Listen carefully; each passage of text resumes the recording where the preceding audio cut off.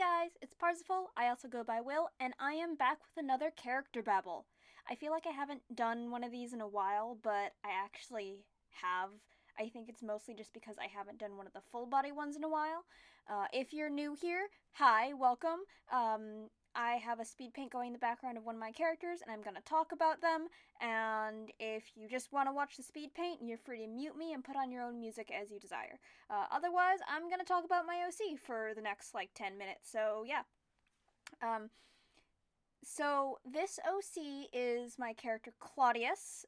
She uses she, her pronouns, and she identifies as a cis woman. And I mention that because I actually get a lot of comments about Claudius being gender nonconforming. A lot of people mistake her for a dude or a feminine dude, or ask why she's not named Claudia. It's a whole thing with her. I'll get into that later, but I want to start with that just because it's a common misconception. Um, and the reason I'm talking about Claudius is because I'm actually using her in a group right now. It's an art challenge group called OC Training. I participated a while back in 2013 or 14 or something, but I don't think I finished, and one of my friends was involved last session and wanted to do it again this session, and I figured that I wanted to try again. And I figured it would be fun. I hadn't done it in a while, and yeah. So I decided to use my character Claudius. I wasn't actually expecting to super develop her a lot, but I've actually developed her a lot by putting her in this group, and it is an OC development group, so I don't really know what I expected. But yeah, I developed her quite a bit, and I'm actually really happy with how far I've gotten with her so far. So it'll be interesting by the end of the actual session to see how much I have done with her, and how much I've developed with her over the course of the 4 months that the OC training goes on. It is a 4 month art challenge program, whatever, and it's really fun. I have been having a lot of fun so far, and it involves art trades and critique and stuff like that. And yeah, it's just been really really cool, and I'm glad I did it this year so far. Um, so getting into Claudius herself, she is the Elder King of the Unseelie Fae, which means she is basically the highest power of her people, the Unseelie. She is Fae folk, and she is part of the Unseelie's Winter Court. But Claudius herself is actually a changeling who has a dominion over willpower. And in my universe, dominions are a thing that each Fae has customized to themselves. And it's what they have basically ultimate power over. It is a word that sort of describes who they are, what their abilities are, and what their magic is based in. So because Claudius has the domain of willpower, she can, she basically has control over willpower. And a lot of, a lot of Fae think that's a really weak ability because they think that it's just endurance based, or at least they thought it was a very weak ability. And especially a changeling who doesn't have as much power as a true Fae does definitely wouldn't be able to wield it super effectively because changelings aren't as powerful as Fae are. But Claudius used it to her advantage, and basically, while a lot of other Fae thought of it as just a resistance to mind control and domination powers, it was actually in Claudius's hands something that she basically decided that she was going to use as a way to get whatever she wanted.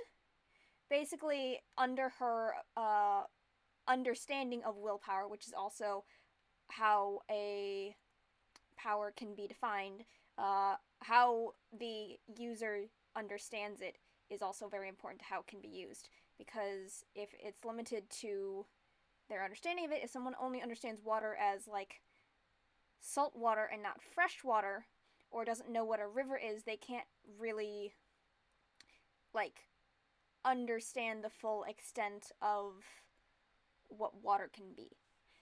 So Claudius used willpower and basically decided that her will was so strong she could will anything into existence. And while she does use this slightly limitedly, because it does take a lot of energy, she basically willed herself into one, being a true fae, and two, not giving up on her goals of becoming powerful and becoming the high ruler of the Unseelie Fae. And because her domain was willpower, so long as she didn't give up on that goal and had the mental strength to continue on with it, she was good to go. She was golden. It was fine. So she is now the High King, the Elder King of the Unseelie Fae, and she chose to use the Elder King title instead of calling herself a queen because she feels like it is more indicative of her personal power. It is after she becomes Elder King, it becomes the generalized title of the overall ruler of the Unseelie Fae, not just like king or queen. But regardless of gender, whoever is Elder King is the ruler of the Unseelie Fae. And the Elder King's partner is the Mab, regardless of gender. But before Claudius, it had only really been masculine figures who had maintained that role and who had held that role. So she was the first, like, person to take that role who was a woman. And she is very old. She's like 3,000 something years old, and so she's very like firm in holding that position. She has held it for a long time. The only person who holds it within the time frame of her story, besides her, is her son Vale, who his domain is nobility and royalty. So it basically is his birthright to have the crown. So he ends up getting that. Claudius herself is a very stern sort of person. She's worked very hard for everything she's gotten, but she's not very good at like emotion stuff. She's very determined and can show irritation and anger and stuff like that, but she's not very good at like expressing happiness or humor or affection or anything like that. Part of it is being an Unseelie Fae, and part of it is just that's how she is as a person. She sort of struggles with that. But I want to, body-wise, I made her somewhat like hippie at the waist because she's supposed to be indicative of like a snake. So she's also very tall and skinny, and but she's also had 3 kids.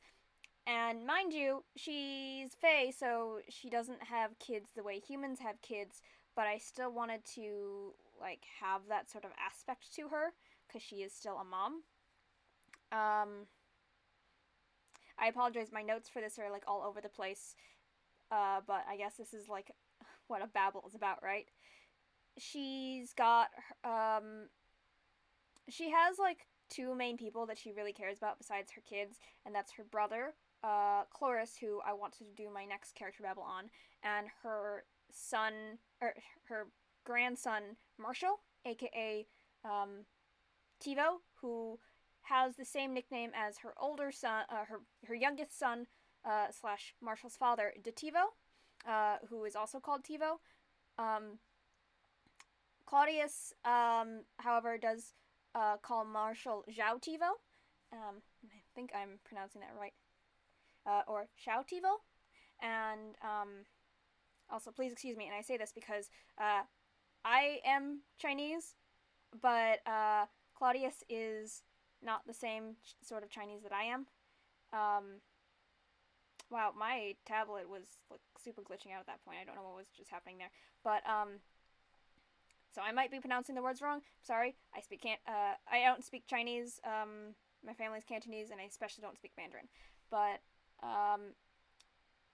in certain dialects of Chinese, da means big, and shao means small.